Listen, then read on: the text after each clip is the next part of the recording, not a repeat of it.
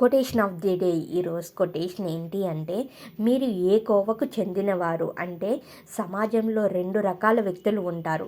ఒకటి ఒత్తిడిలో బాగా పనిచేసేవారు, రెండు ఒత్తిడి ఎదురైతే బాధపడుతూ ఉండేవారు. మీరు మొదటి కోవకు చెందిన వారైతే చేసే పనులకు తుది గడువు నిర్దేశించుకోండి. పనిలో విఫలమైతే కొంతైనా మూల్యం చెల్లించుకోవాల్సి వచ్చే పరిస్థితులు సృష్టించుకోండి.